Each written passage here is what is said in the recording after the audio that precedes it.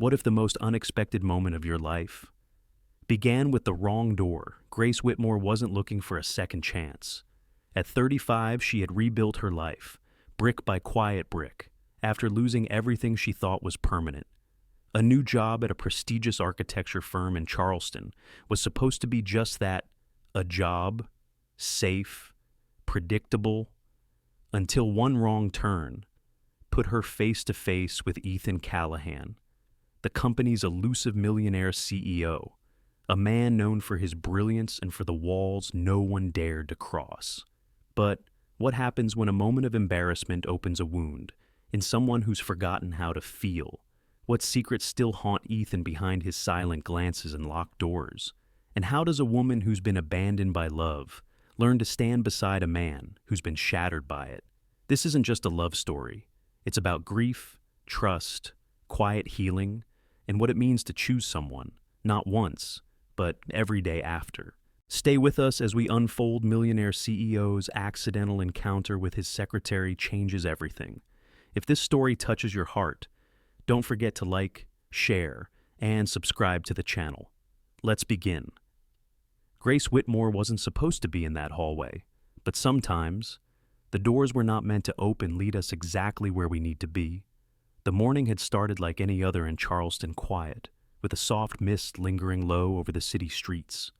October had settled in, and with it came that particular kind of southern chill that wrapped around your skin without ever quite biting. Grace arrived early, more out of anxiety than punctuality, clutching her old leather tote like it still held the remnants of the life she left behind. Her heels clicked lightly against the polished floors of the Callahan & Co. headquarters. It wasn't just a building, it was a legacy. A restored 19th century mansion turned into a premier architectural firm. It carried its history in the creak of the floorboards, in the weight of the crown moldings, in the way the morning light filtered through tall, wavy glass windows. She paused briefly at the front steps, taking in the grandeur columns that rose like sentinels, ironwork that curled like lace, and the faint scent of lemon oil and old wood wafting from within. She had accepted the position only 2 weeks ago, executive secretary to the CEO, Ethan Callahan himself. The title sounded heavier than she felt prepared for, but after 2 years of trying to rebuild her life, she had decided it was time to stop living in limbo. Charleston had always felt like a place people returned to when they needed to start again. Maybe that's why she had, still, standing in that historic hallway on her first day, nerves tangled with excitement in her chest. She had memorized the floor plan the best she could. Administrative wing, second floor. Her office was tucked just off the main corridor, a quiet corner where she'd spend most of her time organizing Ethan's schedule, handling correspondence, and doing her best not to make waves. But somewhere between the HR introduction and an awkwardly long tour, she lost her sense of direction, and now, 10 minutes before her first meeting, she needed to find a restroom, desperately. She turned down a hallway she didn't recognize, narrower, quieter. The walls painted in a rich ivory with framed sketches of restored Charleston landmarks. There were no signs, no voices, just the muffled ticking of a grandfather clock from somewhere down the corridor. Her pace quickened, scanning for a symbol, a label, anything. At the end of the hall, she spotted a door, half cracked open. There was a small, faded plaque near the handle, something she couldn't quite read from where she stood. But the sight of a tiled floor beyond and the faint sound of running water was enough for her to decide. She knocked once, gently, and when there was no answer, she pushed it open. The scent struck her first eucalyptus, crisp and calming. Then the space revealed itself not a restroom, but something else entirely. It was warm and softly lit, with dark wood cabinetry, frosted glass shelves, and a long marble counter lined with perfectly folded towels. A private washroom, yes, but no ordinary one. There was elegance in the silence, a kind of understated luxury she immediately knew didn't belong to the public part of the office. She turned to leave. Too late. From the corner of her eye, she caught movement. A door on the far end opened, and a man stepped through, toweling off his hair, dressed only in slate gray athletic shorts and nothing else. Water glistened on his shoulders. His steps were casual, unhurried until he saw her. Ethan Callahan stopped mid-step. Their eyes met his steady, hers wide with horror. Time collapsed. She'd seen his photo, of course, on the website, in the press. But nothing had prepared her for the gravity of his presence in person. He wasn't polished like in the pictures. He looked real, grounded, and altogether formidable. Grace's mouth opened slightly, a breath escaping that didn't form into words. Her instinct was to run, to stammer an apology and disappear forever, but her legs refused to move. He didn't yell. He didn't panic. His eyes narrowed just a touch, studying her face as if trying to remember where he had seen her. Then, calmly, he spoke, "You're not supposed to be here." 4 words, not cruel, not cutting, but firm, certain. Grace blinked, tried to speak, and failed. She nodded rapidly instead, stepping back toward the door, her fingers fumbling over the brass knob. I'm so sorry," she whispered, voice barely audible. "I thought this was the—" He raised one hand, stopping her mid-sentence. "Wrong floor," he said simply. She gave another rapid nod, her face burning, and exited as quickly and quietly as she could, without sprinting. Once in the hallway, she pressed her back against the cool wall, heart pounding, the air suddenly too thin to breathe. What had she just done, 10 minutes later? She sat at her desk, her hands still slightly trembling as she reviewed the orientation binder. A cup of coffee she'd barely touched sat cooling beside her keyboard. She forced herself to focus on the lines of text in front of her, but her mind kept drifting back not to the awkwardness of the encounter, but to the look in his eyes. It wasn't anger, it wasn't surprise, it was something else entirely. It was distance, and for a split second, something that looked a lot like sorrow. She thought the morning had ruined everything. But sometimes, it's not how you enter a room, it's how you stay in it. By the time the clock struck 10, Grace Whitmore had reviewed the day's itinerary 3 times, memorized the layout of her new office suite, and carefully aligned the pens in her drawer until they sat in perfect parallel. She kept her movements precise, her voice measured, and her eyes low whenever Ethan Callahan walked past her desk, which he had twice without a word or even a glance that suggested they'd shared that awkward encounter hours before. If he remembered, he gave no sign. She, on the other hand, remembered every frame of it, still. Professionalism was something Grace had learned to carry like armor. She settled into her role with quiet determination, cataloging files, syncing calendars, coordinating vendor schedules, and answering inquiries with polite efficiency. The team around her, mostly project leads and design assistants, seemed surprised by her calm presence. Several even thanked her for streamlining communication between departments. She simply nodded, made notes, and kept moving. Her desk was just outside the double doors to Ethan's office, a space that used to be a formal drawing room in the mansion's original structure. The ceiling soared overhead, and a carved fireplace stood beneath tall windows that overlooked the garden courtyard. Everything about it felt historical, intentional, and yet the man who occupied the room was harder to read than any blueprint lining the walls. Ethan spoke little, only when necessary. His requests were always clear, always direct. His tone remained cool, and his expression neutral. Grace never expected warmth, but she did notice the moments in between. The way his hand lingered for a fraction of a second on old family photos when no one was watching. The way his posture stiffened slightly whenever someone mentioned upcoming company events. And most of all, the way he avoided looking at her for more than a beat, especially after she'd anticipated his needs before he could voice them. By the end of her second week, Grace had developed an intuitive rhythm. She learned that he preferred black coffee, no sugar, that he reviewed handwritten notes before reading digital reports, that he liked classical music playing low in the background while reviewing design portfolios, but preferred silence during meetings. She didn't ask questions. She simply adapted. It wasn't about impressing him. It was about surviving her own discomfort. There was something quietly affirming about competence, about having a task and doing it well. In a life that had unraveled once before, the small victories mattered more than she let on. Then came the meeting. It was a Thursday, gray skies, restless wind outside. Ethan had a meeting with a key restoration partner from Savannah. Grace had confirmed the appointment, arranged the room, and printed all the materials the night before. Still, when the hour arrived, he stepped out of his office, scanning the hallway. "I left the Hardwick file upstairs," he said, more to himself than anyone else. Grace rose from her desk without a word and opened her drawer. She handed him a folder, precisely labeled, tabbed, and clipped together in the order he preferred. Ethan paused. His hand met hers as he accepted the file. Their fingers didn't touch, but the closeness lingered. He looked at her, really looked at her, for the first time since that morning in the private suite. His gaze wasn't distant this time. It was focused, searching. Grace didn't smile, neither did he. But something passed between them, wordless, quiet, like the first breath of air after holding it in for far too long. He gave a slight nod and turned without a word. The door to the meeting room clicked shut behind him. Grace exhaled slowly. It was a small moment, but something shifted.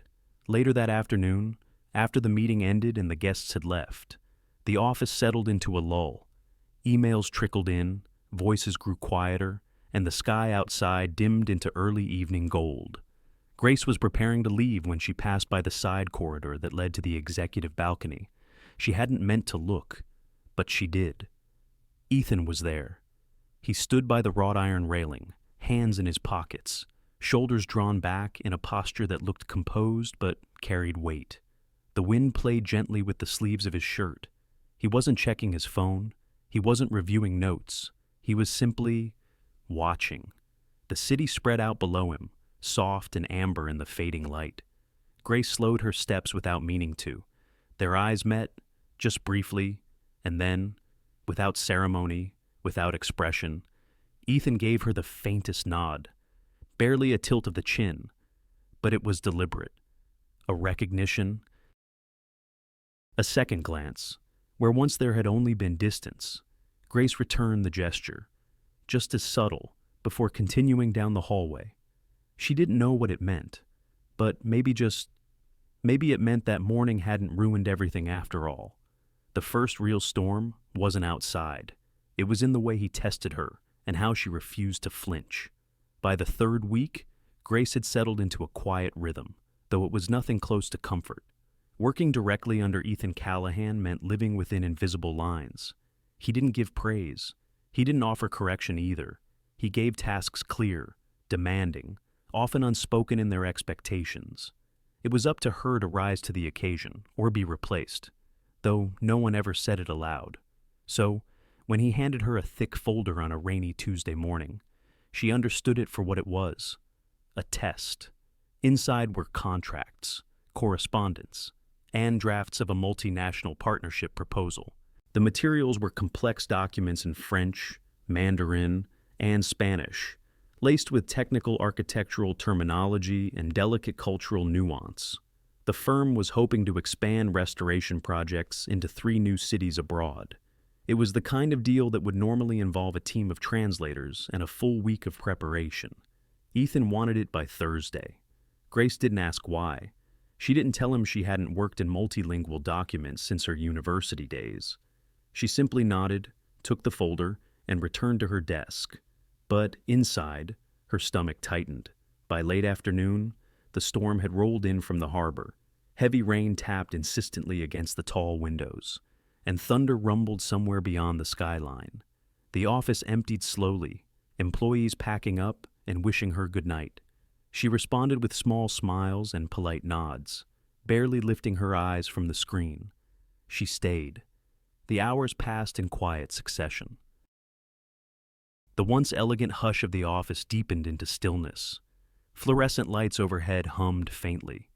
Grace spread the documents across her desk in neat rows, color-coding points of concern, scribbling margin notes in pencil, switching between tabs on her laptop. Every so often, she stood and stretched, rolled her shoulders, poured another cup of tea from the staff kitchen. The rain never let up. Her coat still hung on the back of her chair. She had forgotten about it. Forgotten, too, that the building echoed at night, or that the second-floor heater clicked loudly as it kicked in. She was too far inside the work, and maybe too far inside the need to prove something not to Ethan, but to herself. It was almost 10 when she heard footsteps. She looked up. Ethan stood in the doorway, a slim leather binder in one hand, his expression unreadable. He wore a navy overcoat, damp around the collar, and looked as if he hadn't expected to find anyone still here. Their eyes met. For a beat, neither of them moved. Then, finally, he stepped forward. "I left a file on my desk," he said simply. Grace nodded, gesturing toward the room behind her. "It's unlocked." He didn't enter right away. Instead, his gaze shifted to her desk papers, neatly stacked. Multiple documents opened on screen, her pencil resting beside a yellow notepad covered in neat, slanted handwriting. "You're still working on the translations," he said. She nodded. "I'm about halfway through." He tilted his head slightly. "You didn't need to stay this late." Grace looked up at him. Her voice was calm, not defiant, but steady. "I stayed because it matters, to you and to me." The words hung there, suspended in the warm, humming quiet of the office. Rain lashed softly against the windows behind her. Somewhere in the distance, a clock struck 10.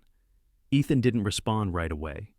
His gaze lingered on her face, searching again, the way he had during that meeting the week before.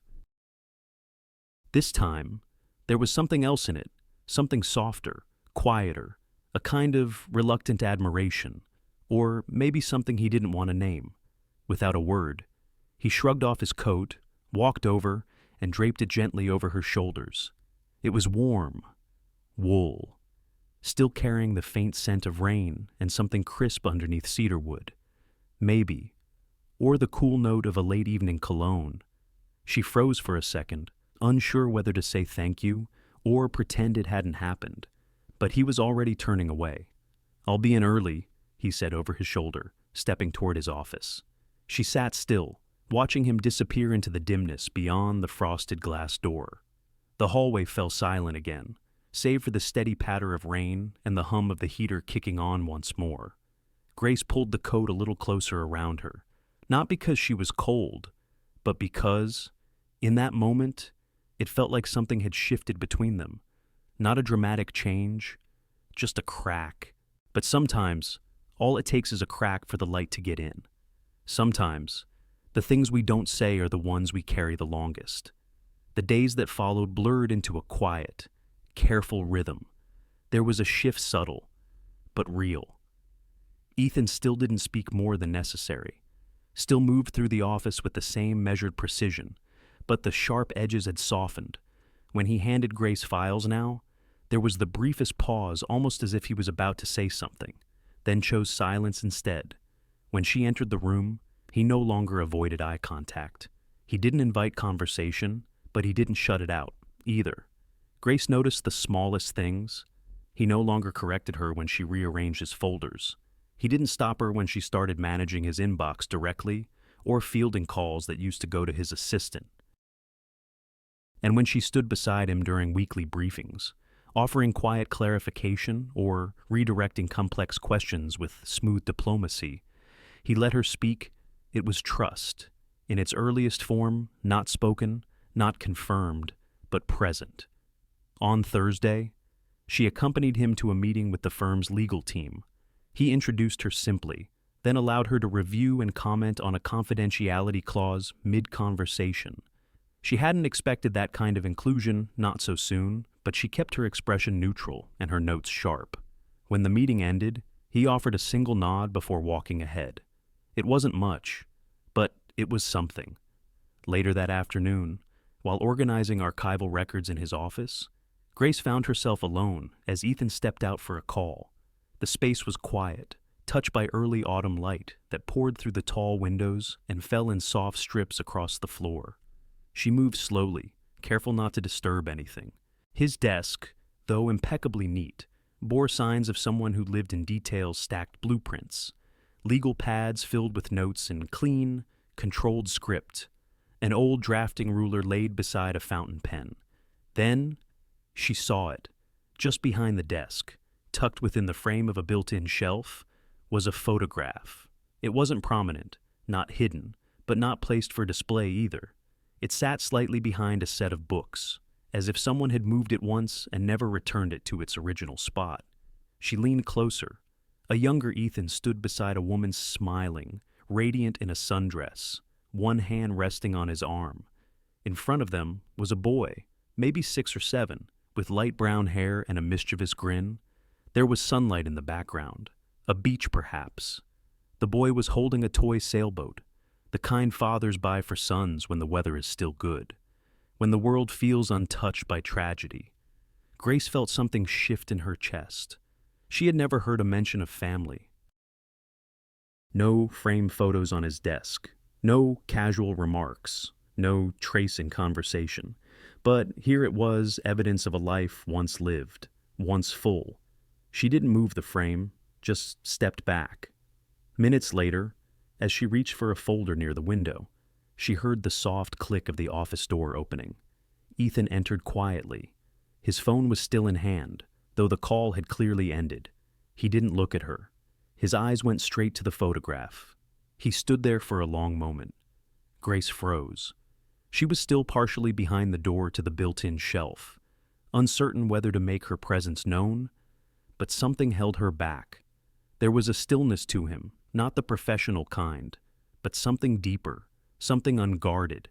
He didn't speak, didn't move to put the photo away. He just looked. Grace watched the line of his jaw tighten, not in anger, but in that aching restraint of someone holding too much, too long. She knew that feeling. Too well. She stepped back, quietly, then, without a word. She turned and reached for the door. Before leaving, she paused and gently closed it behind her. Not because she felt awkward, but because there are moments you don't interrupt. The next morning, everything looked the same coffee, the same folders, the same measured silence. But when Grace walked into his office to hand him the day's agenda, their eyes met, only for a second, and something passed between them, not recognition of the photo, not acknowledgement of her gesture, not even gratitude, just understanding. He looked at her like someone who knew he'd been seen, not exposed, not judged, just seen. And for the first time, Grace didn't feel the need to fill the silence, because sometimes the most powerful truths are the ones we never speak aloud. As she walked back to her desk, a strange calm settled inside her. The past clung to him like Charleston fog low, constant, hard to escape, but Grace didn't find it off-putting. She found it human, and in that quiet knowing, she realized something. She didn't want to turn away from his pain. She wanted to stay. On nights like this, the past doesn't stay buried. It blooms, painfully, beneath every light. Charleston had a way of dressing itself in elegance when the occasion called for it. The night of the annual Callahan & Co. gala arrived beneath a velvet sky, strewn with faint stars and the lingering scent of October jasmine. The old estate at the edge of the city had once belonged to a family of rice barons, now repurposed into an event space, its wide veranda trimmed with string lights. The gardens lit by soft, golden lanterns nestled among boxwoods and winding paths. Grace stood near the edge of the stone fountain, wrapped in a navy gown that had once belonged to her mother. It was simple, modest, but she had chosen it for the way it grounded her, the way it whispered of the woman who'd once told her, "Don't be afraid to show up. You don't need to sparkle to be seen." Tonight, Grace wasn't there as a guest.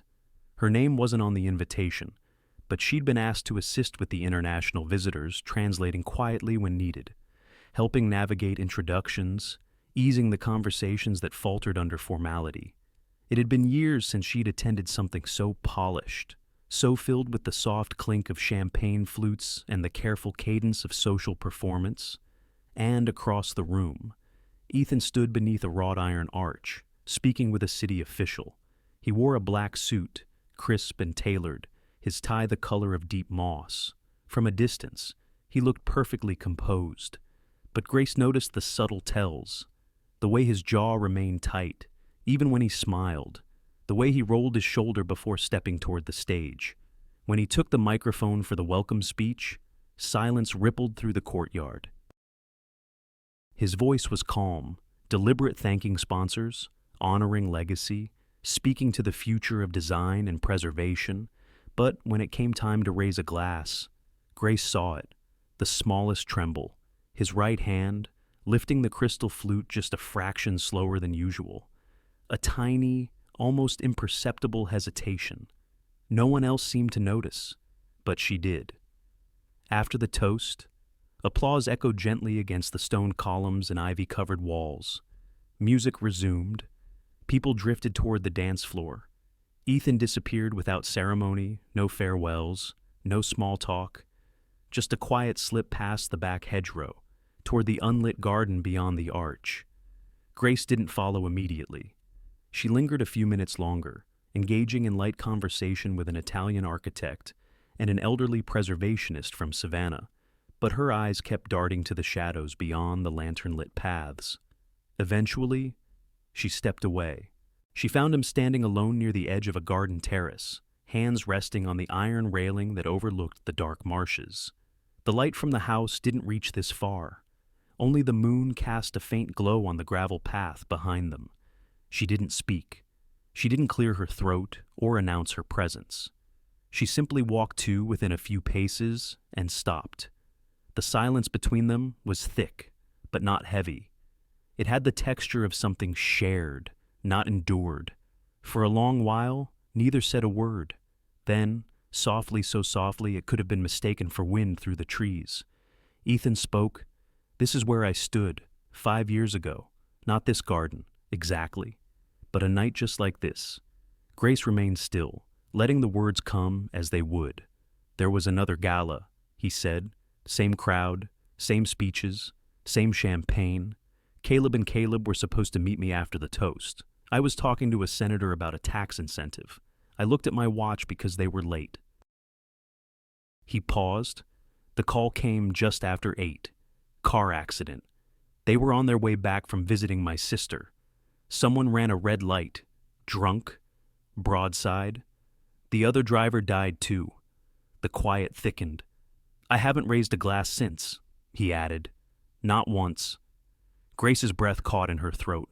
He hadn't said her name, or his son's, until now. He wasn't just recounting. He was bleeding without tears, without show, and he was letting her witness it. She moved forward slowly, not enough to invade, but enough to close the space between absence and presence. He didn't turn. His right hand was clenched on the railing, white-knuckled, unmoving. Grace reached out gently and placed her hand atop his.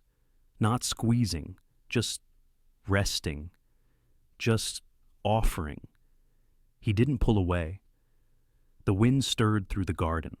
A few notes of music drifted from the main house, something classical, delicate.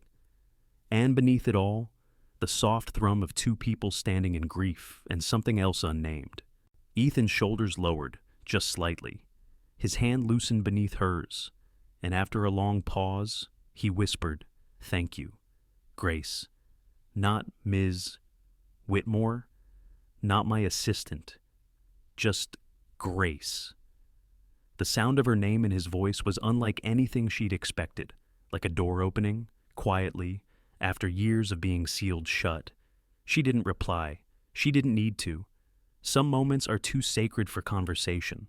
They stood like that for a long time, no longer alone, but not quite together. Just 2 people, beneath the stars, learning how to live with the ache and maybe, just maybe, learning how to move through it. Before feelings are spoken, they show up in the smallest things, in silence, in glances, in the way someone chooses to stay. In the days following the gala, something changed, but not in a way either of them could name aloud. Ethan didn't bring up the conversation in the garden. He didn't mention the moment they had shared beneath the stars, or the quiet way Grace had steadied him with nothing more than presence. But the silence between them had shifted. It was no longer a wall. It had become a hallway. On Monday morning, As Grace sorted through the weekly reports and stacked them on his desk, Ethan paused beside her with a folded sheet of paper in his hand. "Are you available this afternoon?" he asked, voice low. She looked up, surprised. "Yes. I'm heading to a restoration site on Sullivan's Island. I'd like you to join me. No explanation, no formal pretense, just an invitation." She nodded, masking her curiosity behind a polite expression, but her chest tightened quietly, unexpectedly. She hadn't expected this. Not so soon. The drive to the site took nearly 40 minutes. The old colonial house they were working to restore sat quietly behind a line of windblown trees, its wood grayed by salt and time. Ethan walked her through the site personally, pointing out the structural changes, the compromises made between modern safety codes and historic integrity. He spoke easily, more than she was used to. His voice carried a calm certainty, and Grace found herself enjoying the rhythm of it, his reverence for the details, the way he lingered over a hand-carved banister like it held memory. They didn't talk about anything personal, but the comfort between them grew in the spaces between words. It was only when they got back in the car that the rain started. A light patter at first, then heavier fat droplets racing down the windshield as they turned onto the road back to Charleston. Thunder rolled somewhere far off, lazy and distant.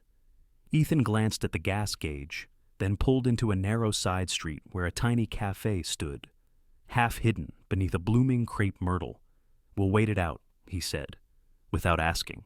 Inside, the cafe was nearly empty. A couple of locals sat near the back, hunched over chess. The air smelled of cinnamon and something freshly baked. They took a booth near the window, the kind with peeling wood edges and cushions that gave just enough to make you want to stay longer than you should. Grace wrapped her hands around a mug of chamomile tea. Ethan sipped black coffee, no sugar. For a while, neither spoke. But the silence wasn't awkward. It was the kind that allowed thoughts to unfold. Grace traced the rim of her cup with one finger, eyes on the blurred window. Rain slid down the glass in rivulets, smearing the view of oak trees and quiet sidewalks. And then, softly barely above the hum of the storm, she spoke. "I was engaged once," she said. Ethan looked up, but didn't interrupt. "His name was Daniel. We met in grad school. He was a poet, if you can believe it." She smiled gently, eyes still on the rain, wildly impractical, a little scattered, but kind. So kind. Her voice dipped. "We were supposed to get married the summer I turned 30, but She paused, drawing a breath. "He had a heart condition. We knew. He was managing it. But one morning, he didn't wake up." Ethan didn't look away. Grace let the silence hold her words. For a long time, she continued. "I thought my life had stopped with him. I left teaching. I moved here. Took a job that didn't ask for too much. Just enough to feel useful without feeling exposed." Her eyes met his now. "And then I opened the wrong door." A soft chuckle escaped Ethan's lips, just the faintest breath of amusement. Grace smiled back, but there was something solemn behind it. Not regret, just recognition. "Sorry," she added, though not apologetically. "I don't know why I'm telling you this." "Because I'm listening," he said simply. Nothing more. When they left the cafe, the rain had lightened but hadn't stopped. Ethan held a large black umbrella above them as they made their way to the car. The sidewalk was slick. Puddles gathered in the cracks between bricks. Grace stepped carefully in her low heels, holding her bag tight against her side. As they reached the passenger door, she realized something. His right shoulder was soaked. He had been holding the umbrella slightly tilted, not centered over them both, but angled toward her. She looked up.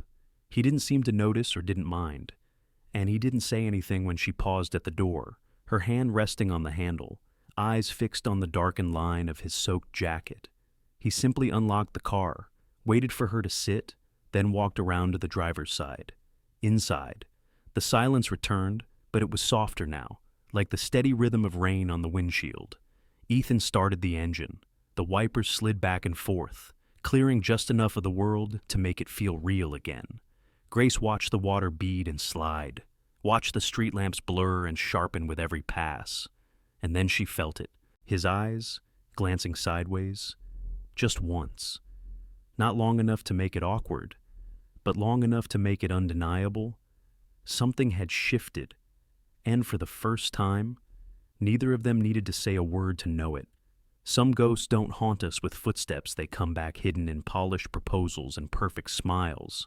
The first time Grace saw the name Virion Systems, it was tucked neatly into the subject line of an internal email, upcoming strategic partnership, review attached assets.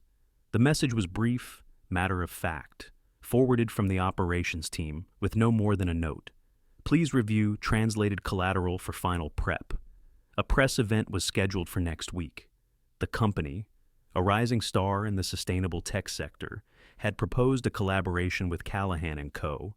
on adaptive reuse of commercial architecture using eco-smart materials. The deal looked pristine, forward-thinking, elegant in its simplicity, and financially enticing. To everyone else, it was just another name on a very long list of ambitious partners. But for Grace, something about the name itched at the edge of memory. She sat at her desk, flipping through the folder documents translated into French, Mandarin, and German, contracts, bios, press notes, keynote drafts. It wasn't until she got to the technical appendix that her pulse shifted. It started with a phrase innocuous on the surface, a German legal clause about intellectual property retention during structural integration. It wasn't suspicious. It was, in fact, common language in the tech sector agreements. But it was the exact phrasing, verbatim. Grace had seen it before, not in her work at Callahan and Co., but long ago on a page tucked deep inside an old file Ethan had once asked her to archive. The file had belonged to his legal counsel, containing records from the incident he never spoke of, the one that had stolen his family. Grace had never asked questions. She hadn't needed to, but now her hands went still. She pulled the German version closer, then opened the English original, side by side, line by line. It wasn't just one clause. 3 others followed, then 5, different languages, same logic, same rhythm. Even the typography was eerily familiar. A tingling unease crawled up her spine. This wasn't mimicry, this was mirroring. She reached for her notes, flipping back to the French version, scanned for phrasing. There it was again, a recurring term, intentionally softened in translation, but in context, a potential loophole. It could allow data ownership to shift in joint ventures. On paper, it read like collaboration. But to someone who had once lived through sabotage, it reeked of setup. Grace didn't panic. She did what she always did. She took a deep breath, stood, and walked to the archive cabinet in the back corner of the office where she had quietly, respectfully, kept copies of the internal files Ethan had once entrusted to her without comment. But with an unspoken trust, she laid the old documents beside the new, clause by clause. She matched them. It was too precise to be a coincidence.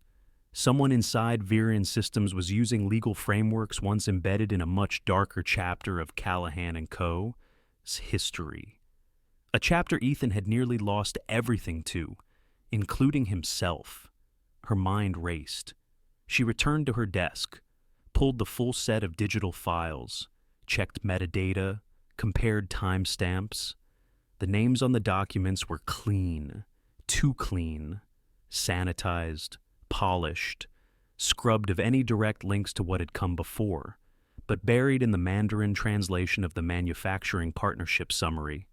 She found it, a single character, a subtle shift in phrasing used in a context that no native speaker would employ unless instructed to, a fingerprint. She stared at the screen, her mouth dry. The phrase was identical to one she had flagged 2 years ago during a volunteer project with a legal nonprofit. Back then, it had shown up in a corporate fraud case, one connected to a man Ethan had once mentioned in passing, briefly, reluctantly, a name he hadn't spoken since. Nathan Rourke, his former partner, The one Ethan believed had leaked confidential blueprints to a competitor, the betrayal that had set off the chain reaction of litigation, tension, and spiraling stress that ended in tragedy.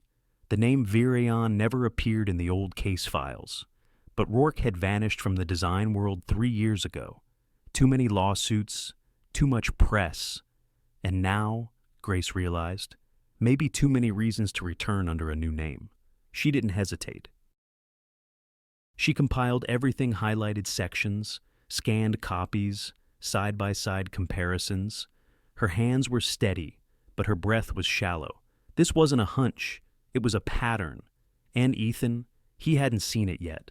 Not because he wasn't capable, but because when you spend years rebuilding trust in yourself, you learn to believe in clean slates, in second chances, in the beauty of the possible.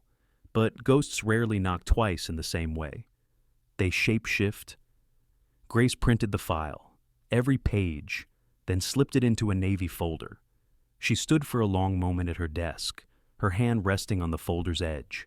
The hum of the office around her carried on, keys tapping, distant phones ringing, muffled conversation.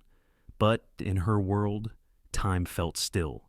She crossed the office slowly, heels muffled on the thick rug, heart a tight knot behind her ribs. She stopped in front of Ethan's office. His door was half closed.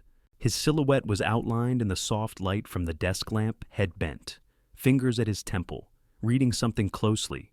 Grace raised her hand, knocked once, then twice, soft but certain. Not all betrayals are loud. Some whisper, like the wind before a storm. The office was quiet, almost too quiet, as the last hum of conversation from the hallway faded into the distance. Ethan sat behind his desk, the folder Grace had handed him moments earlier, now open in front of him, its pages neatly stacked yet trembling under the weight of their content. He didn't speak, not right away. He simply stared, unmoving, his elbows resting on the worn leather of his armchair, fingers tented near his mouth. His eyes scanned the familiar formatting, the lines of legal phrasing, the carefully veiled loopholes, the translated jargon that only someone fluent in the world of betrayal would recognize. Page after page, his silence grew heavier. Grace didn't move either.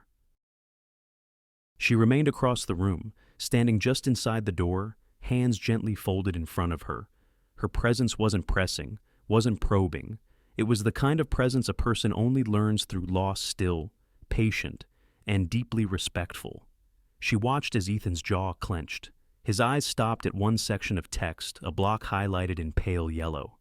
There was a name, not the full name, not even one that would catch most people's attention. Just an abbreviation. But it was enough. Grace saw it too. It wasn't just data. It wasn't just structure. It was a ghost, resurrected through ink and corporate polish. Ethan reached for a pen, then stopped halfway. The pen rolled from his fingers, untouched. "I've seen this before," he said finally, voice gravel soft, like it had to claw its way through his throat. Not just the phrasing, the patterns, the masking. Grace stepped forward quietly, placing a glass of water on the edge of the desk, just far enough for him to reach. Just close enough to say, "I'm here." Ethan didn't touch it. His gaze drifted to the corner of the page, then to the next. Each turn of the paper was slow, like he was peeling back not just facts, but years of effort, years spent trying to keep his past buried under deadlines, designs, and silence. "I remember this," he murmured, almost to himself. Not just the documents, the way they felt, like something was wrong, but no one wanted to say it out loud. He leaned back slightly, eyes flickering toward the window, but the blinds were drawn. The Charleston afternoon sunlight turned soft behind their slats. "I built everything after that?" "From scratch," he said, his voice thick now. "The company, the walls inside this office, the persona, all of it to keep distance, to keep moving." Grace opened one window a crack. The breeze filtered in soft, cool, carrying the scent of river air and a trace of magnolia. Ethan didn't look up. He was somewhere else now. "My son, Nathaniel." His voice caught, then broke off for a moment. He was 7. He wanted to be an architect like me. Used to draw bridges on napkins. We hung one on the fridge. It's still there. I never took it down. Grace blinked back something that rose behind her eyes. He wasn't telling her this because he was ready. He was telling her this because something inside him had finally cracked open, and pain, when held back long enough, eventually finds its own way through. I used to think, he continued slowly, that if I just buried myself in blueprints and deadlines, I could drown the noise. That if I made Callahan and Co. the most unshakable name in the business, I wouldn't have to hear the echoes anymore. He closed the folder with deliberate care, not harshly, almost reverently. But it's never gone, he whispered. They're not gone. The people who did this, they've been circling, watching, waiting. There was no rage in his voice, just something deeper, disbelief, weariness, and a bone-deep sorrow that didn't scream, it simply existed. I've lived for this job, he said. I rebuilt my life with it, told myself it was the only thing left that mattered. But now, the work I thought would save me is the same thing pulling me back to the place I tried so hard to leave. Grace crossed the room fully now. She didn't say I'm sorry. She didn't offer sympathy or platitudes. He didn't need them. Instead, she reached out and gently rested her hand on his. Not to comfort, but to anchor. To say without words, I see you. All of you. And I'm not leaving. Ethan's eyes didn't lift right away. He was still somewhere between past and present, between the boardroom and a kitchen with a fridge that still held a child's sketch of a bridge. But after a long moment, he turned his hand slowly beneath hers. Their palms touched. No pressure, just presence. I'm not going to let it happen again, Grace said softly. Not a whisper, not a plea, but a vow. He looked at her, really looked at her. There were no tears, just two people standing on the edge of something enormous, one recovering from loss, the other learning how to help someone carry it. In the hush that followed, the wind stirred the blinds gently, and somewhere deep in the foundation of what they were building, not just professionally, but quietly, wordlessly between them, a new crack of light began to form. Sometimes, the most powerful thing you can say is what they don't want you to translate. The boardroom at Callahan and Co. was filled to the edges with sharp suits, clipped tones, and tension you could almost taste in the air. Crystal carafes of water stood untouched. Polished oak gleamed beneath stacks of legal binders. The morning sun filtered through tall windows, but it did little to ease the weight of what was about to unfold. Grace sat at the far end of the table, a slim headset resting gently over her ear, her notes arranged with quiet precision. She looked calm, serene, even, but inside, her pulse tapped a rhythm against her ribs like a second hand on a clock ticking towards something irreversible. Ethan was at the head of the table. Beside him sat representatives from Virion Systems, smiling, postured, perfectly timed in their charm. On the opposite side, a dozen international investors, some dialing in virtually, others seated physically around the table, waited for the meeting to begin. This was supposed to be a celebratory day. It wasn't going to be. Grace met Ethan's eyes across the room. A slight nod passed between them. She was ready. The lead attorney for Virion began the presentation, detailing terms, timelines, projections. It was all slick, clean, and carefully rehearsed. As the man spoke in English, Grace began translating each segment into German, then French, then Mandarin, her tone crisp, her pacing deliberate. But her translation was more than just language. It was intention. Each word she spoke in those foreign tongues was chosen not only for its accuracy, but for what it revealed beneath the surface.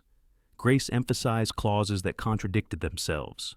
She lingered on phrases designed to mislead. She paused, subtly, before clauses that required closer scrutiny. In French, she added a cultural annotation that drew attention to a particularly manipulative phrasing. In Mandarin, she adjusted the cadence just enough to raise curiosity.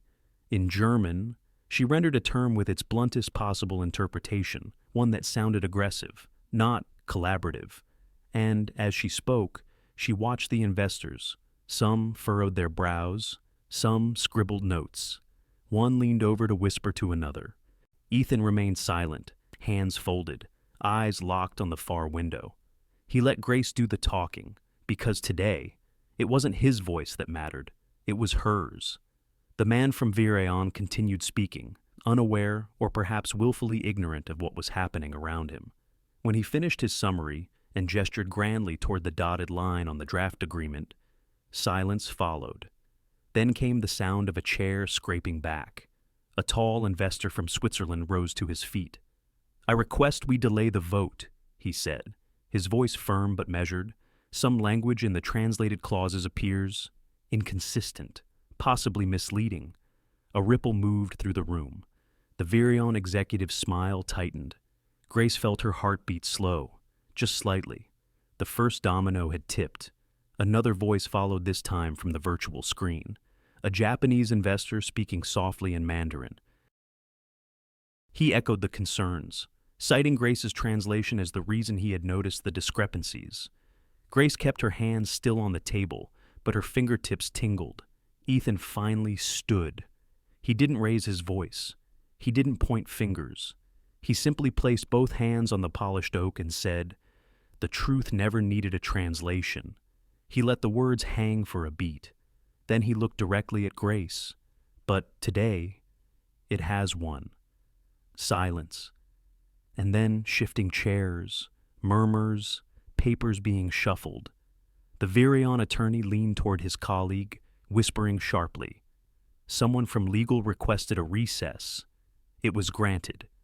The meeting broke apart like a glacier calving into the sea quietly. Then, all at once.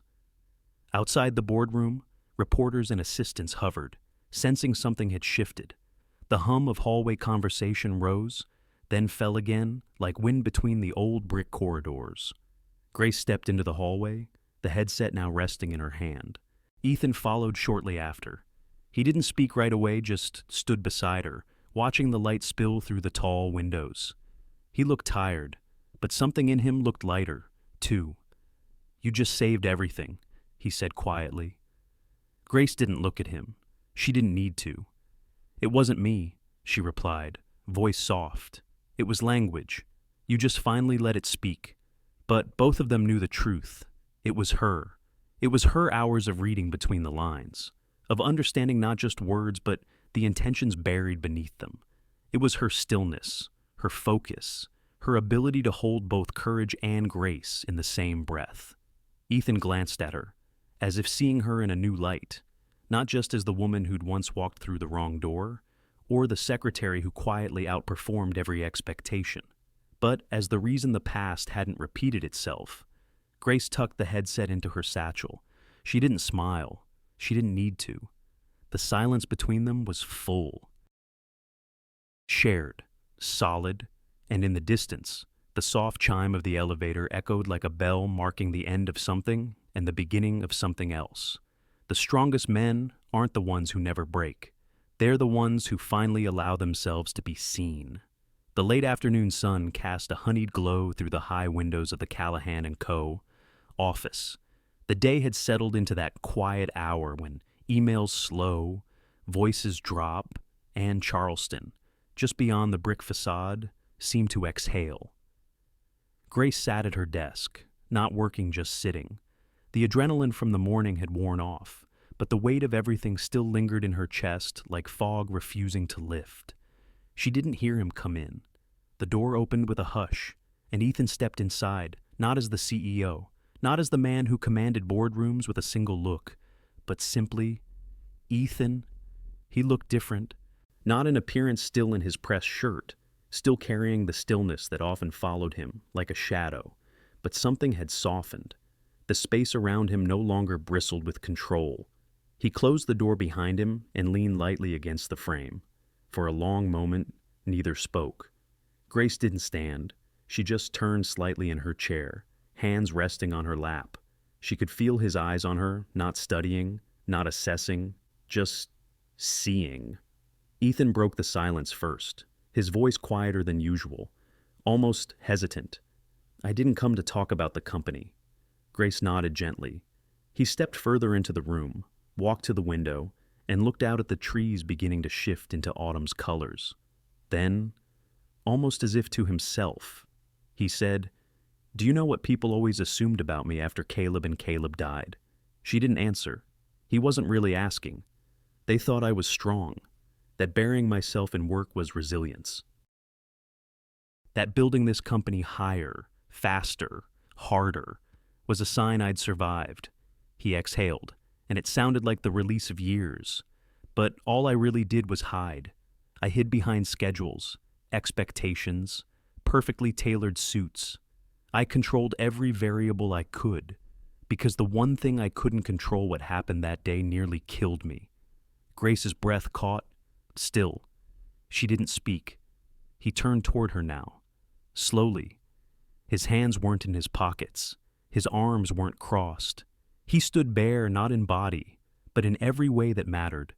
I used to think that loving someone again would be the ultimate betrayal, that if I let someone in, even a little, I'd be erasing what I lost. His voice cracked, just slightly, and yet, he continued, stepping closer. Every time you walked into a room, something cracked open in me. He stopped a few feet from her desk. I started wanting things I hadn't allowed myself to want in years. The sound of your laughter down the hall, the way you never shrink, even when I was difficult, the way you just knew when to speak and when to simply be there. Grace stood now, slowly, carefully, but still, she said nothing. Ethan searched her face. "I didn't come here to make a confession," he added. "Not in the way people expect. I just needed to let someone see what's underneath." Grace stepped forward until they were a breath apart. She reached up, not to touch him, but to rest her hand near his chest, palm hovering over his heart, just shy of contact. Then she asked, not with demand, not with fear, just quiet conviction, "Are you ready to stop being afraid?" The room was still. Ethan's eyes searched hers, and something in him, something old, something stubborn, finally let go. He leaned in, resting his forehead gently against hers. There was no rush, no dramatic kiss, no sweeping promises, just breath and presence and peace. His hand came up slowly, brushing a strand of hair from her cheek. His fingers lingered, not possessive, not hesitant, but reverent. When he finally spoke again, it was barely a whisper. "I think I'm ready to live without walls." And Grace, whose own heart had long been a quiet room waiting to be filled, finally smiled, not with triumph, but with recognition. Because for the first time, they weren't standing on opposite sides of grief or duty or fear. They were standing together, on the same side of something real. Not every love story ends with fireworks.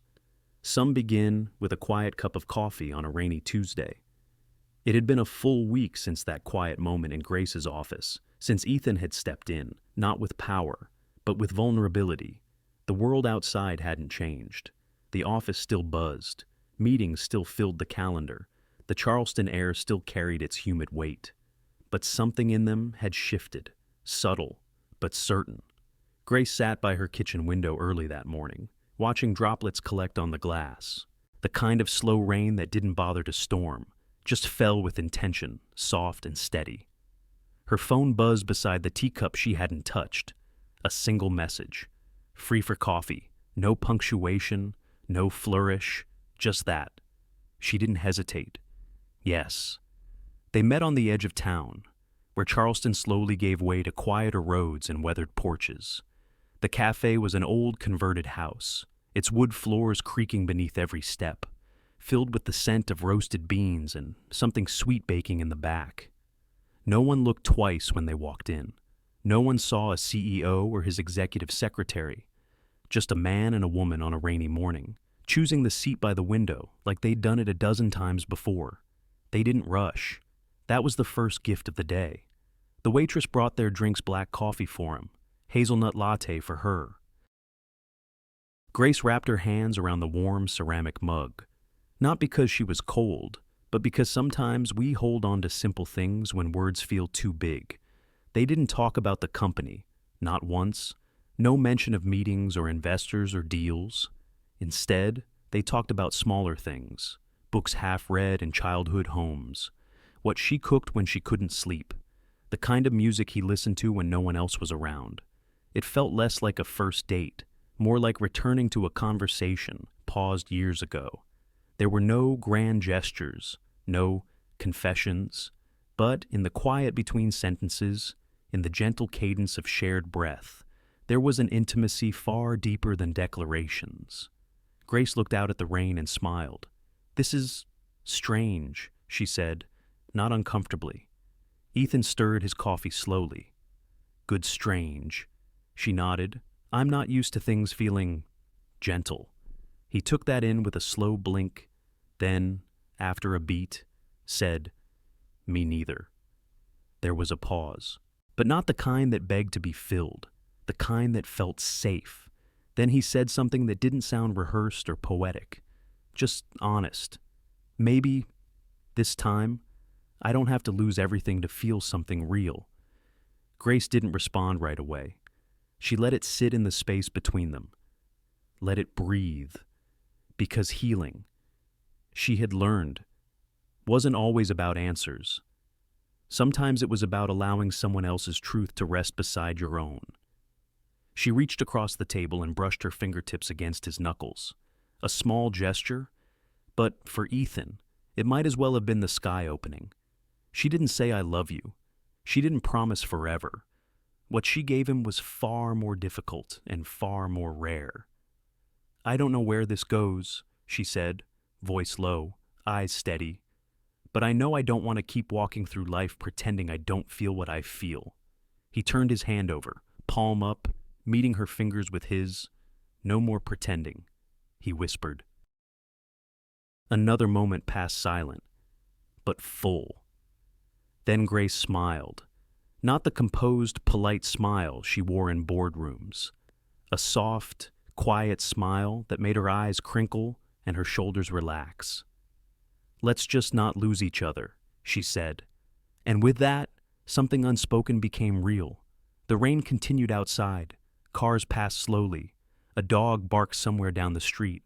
Life moved forward, unaware of the two people in a quiet cafe who had, for the first time in a very long time, chosen to stop running. They didn't need a conclusion, because what they had now was a beginning. It began with a wrong door. It ended with the right one held open, not by chance, but by choice. The sun had just begun to lift itself over the edges of Charleston's skyline when Grace stepped out of the car. The city looked quieter than usual at this hour, as if holding its breath, not because anything grand was about to happen, but because everything that mattered was already unfolding. She walked alongside Ethan, not behind, not ahead, but beside him. There was no awkwardness now, no quickened breath or uncertain glances. Just the steady rhythm of two people who had grown into something stronger than where they'd started. The tall glass building of Callahan & Co. still looked as imposing as it had the first time she walked through its doors. But today, it didn't feel like a fortress. It felt like home. Inside, the front lobby had changed. Warmer colors now adorned the once sterile walls. Local artwork replaced generic prints. There was a quiet hum of music in the background. Subtle, but unmistakable signs of transformation. Grace had helped design those changes. She wasn't Ethan's executive secretary anymore. She was now director of internal communications, brought on not just to write memos or plan newsletters, but to shift the culture, to remind the company that behind every project and profit report were people, and real stories. She had become, in many ways, the voice of what the company had forgotten its heart. As they walked past the central atrium, a young woman clearly new, clutching a folder too tightly, approached her. "Ms. Whitmore," she asked, eyes wide with admiration. "I've heard you're the one to go to when you're feeling lost on day one." Grace smiled gently. "Well, I can't promise I won't get you more lost," she said with a soft laugh. "But I do know a thing or two about wrong hallways." The young woman tilted her head, curious. "Do you remember your first day here?" she asked. Grace looked up for a moment, as if replaying it in her mind. She didn't need to dig far. That hallway, that door, that unexpected encounter. Very clearly, she replied. I opened the wrong door.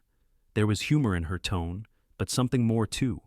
A quiet reverence, as if she now understood that some wrong doors are just right ones in disguise. The elevator opened and she excused herself. Ethan was already waiting at the top floor, just outside the large conference room. There was something unspoken about the way he stood there leaning slightly on the wall, one hand in his pocket, the other resting gently on the door handle. He looked over and offered a small nod. It was subtle, but she understood. Today was an important meeting, a presentation to investors and department heads about the company's new direction, her direction. But more than that, it was a beginning she had once thought impossible. Ethan didn't say anything. He didn't need to. He simply opened the door, not out of obligation, but out of something much deeper. She paused for a second, just long enough for the moment to settle into her bones, then stepped forward, passing him with the quiet confidence of someone who had earned her place not just in the room, but in the story that had unfolded around her. The meeting went well. There were questions, ideas, plans.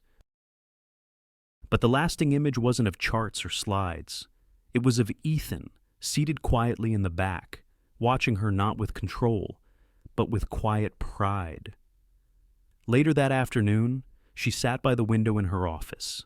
The same rain from months ago had returned, softening the world outside into watercolor shades of gray and green.